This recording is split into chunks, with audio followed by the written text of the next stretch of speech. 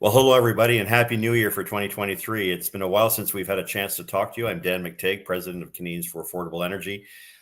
The federal government and events around the world have given us plenty to talk about, but I wanted to focus on one where I think we're finally seeing capitulation. If that's too harsh a word on the federal government side, I think they're realizing they're coming up against an iron wall in Danielle Smith, the Premier of Alberta, over the issue of just transition. Now, many of you may not have heard about this before. It was part of the signing of Canada to the Paris Climate Accord in 2015 that we would find the mechanism in order to ensure that as we kill the oil and gas sector, unbelievable that they actually think they can do that, that those who would be affected by this and the workers and whatnot could be switched over or facilitated in other areas.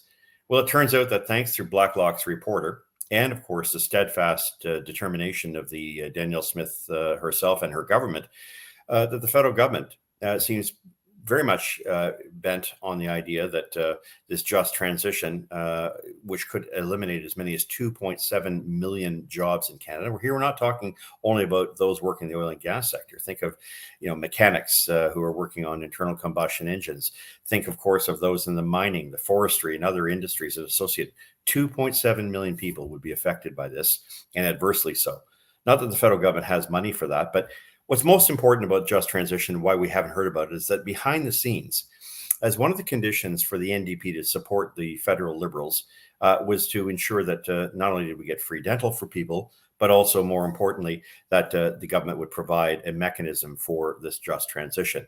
Therein lies the difficulty. We have now learned, at least if we didn't in the past, that the events of the world demand more fossil fuels, more hydrocarbons, more natural gas, more oil. Why? Because countries that don't have it are returning to burning coal. And I'm not talking just about China and India.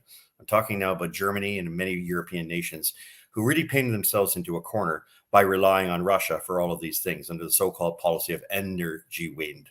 There was a policy advocated many decades ago, but part and parcel of the idea that you could somehow wish away your reliance on fossil fuels and other projects, which actually amazingly included nuclear. You could wish these away and somehow rely on solar panels and windmills in order to produce these things. Canada is the coldest nation when it comes to weather in the world. For anybody who thinks or fantasizes that you can get rid of propane, natural gas, oil, and other products, for which not only is it our number one export, not only is it number one in terms of our gross domestic product, but also the millions of jobs here in my province of Ontario, $8.1 billion in economic activity directly from the oil and gas sector comes to Ontario. If you look at the actual numbers, 71,000 jobs here in the province of Ontario depend on this. And the world wants more Canadian oil. Don't take my view. Don't take my word for it. Japan came knocking on our door. We said, no, we've got metals. You can get lost. Germany came over and said, yeah, we're not giving you natural gas. We're going to give you, hydrogen. By the way, look at hydrogen in Port-au-Port in Newfoundland. There are many protests now. People are opposed to this. They know that windmills will eventually affect their water table. It's not something you're going to hear in the regular mainstream media, but it is nevertheless on these cold days. You've got protesters 24/7, 7 days a week, saying no to the hydrogen and the building of windmills in that province.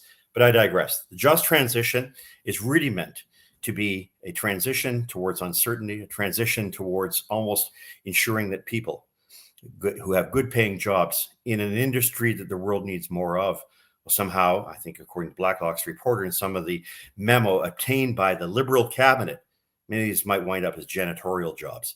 This from a nation who is the fourth largest exporter in the world. This from a nation who has the third largest provable reserves in the world, that we're somehow toying with the idea that we can simply wish away this industry and to basically serve on bended knee the dictates of those who believe that the world is coming to an end and that these kind of irresponsible, unreliable green forms of energy, which would substitute, are simply at hand. It's irresponsible.